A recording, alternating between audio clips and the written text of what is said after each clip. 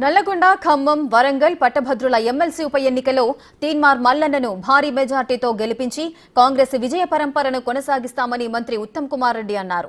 MP ఎన్నికల్లో కోదాడ, హుజూర్నగర్ నియోజకవర్గాల నుంచి భారీ మెజార్టీ ఇచ్చామని, తీన్మార్ మల్లన్నకు కూడా అంతకంటే ఎక్కువ మెజార్టీ వచ్చేలా కృషి చేస్తామని అన్నారు. అటు తెలంగాణ యువత ప్రజల హక్కులు కాపాడటానికి ఎమ్మెల్సీ అభ్యర్థిగా బరిలో దిగుతున్నానని తీన్మార్ మల్లన్న అన్నారు. పల్లా రాజేశ్వర్ రెడ్డి పట్టభద్రులను నడి రోడ్డు మీద వదిలేసి రాజీనామా చేశారని ఆరోపించారు. కాంగ్రెస్ పార్టీ 2 లక్షల ఉద్యోగాలు ఇచ్చి తీరుతుందని హామీనిచ్చారు. 317 జీవోలు తీసుకొచ్చి అనేకమైనటువంటి ఇష్ట రీతిన పరిపాలన చేసి అనేక మంది ప్రజల కన్నీళ్లకు కారణమైనటువంటి కల్వకుంట్ల చంద్రశేఖరరావు గారి అభ్యర్థి మరొకరు వస్తా ఉన్నారు. ఆ తల్లి సోనియా గాంధీ గారు, రాహుల్ గాంధీ గారు ఆశీర్వదించి పంపినటువంటి ఈ హక్కులను కాపాడడం కోసం, ఈ ప్రజల బాధలు తీర్చడం కోసం పంపించినటువంటి క్యాండిడేట్ గా తీన్మార్ మల్లన్నగా మీ ముందున్నారు.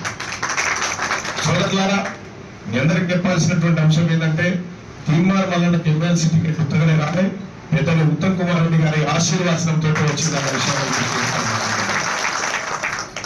అయితే క్లియర్ గా టిఆర్ఎస్ పార్టీ వాళ్ళు వచ్చి ప్రశ్నించే గొంతుకను తీసుకొచ్చడం వల్ల మన తాను లేకపోతే వరంగల్ కాడికి పట్టుకొస్తున్నామని వస్తారు. లేకపోతే వాళ్ళకు ఒకటే ఒక ప్రశ్న, అసలు ఈ ఉప ఎన్నిక ఎందుకు వచ్చింది? సరిగ్గా 3 సంవత్సరాలు నిండే కాలంలోనే ఈ పట్టభద్రులతో టిఆర్ఎస్ పార్టీకి అవసరం లేదు, అసలు పట్టభద్రుల సమస్యలు మేము పట్టించుకోమనే విధంగా పల్లా రాజేశ్వర రెడ్డి గారు రాజీనామా చేసి పట్టభద్రులను నడి రోడ్డు మీద వదిలిపెట్టి పోతే ఈ ఉప ఎన్నిక వచ్చింది. మీకు వద్దే వద్దండి, రాజీనామా చేసిపోతుంది. ఇవాళ మళ్ళీ మాకు ప్రశ్నించే గొంతుకని తీసుకొస్తున్నామంటే మనం 3 ఏళ్ల పాటు, అంతకుముందు ఉన్నటువంటి 6 ఏళ్ల పాటు, 9 ఏళ్ల పాటు ఉన్నటువంటిది ఏం గొంతో మరి దయచేసి మనం ప్రజలకు వివరించాలి. మారుతున్న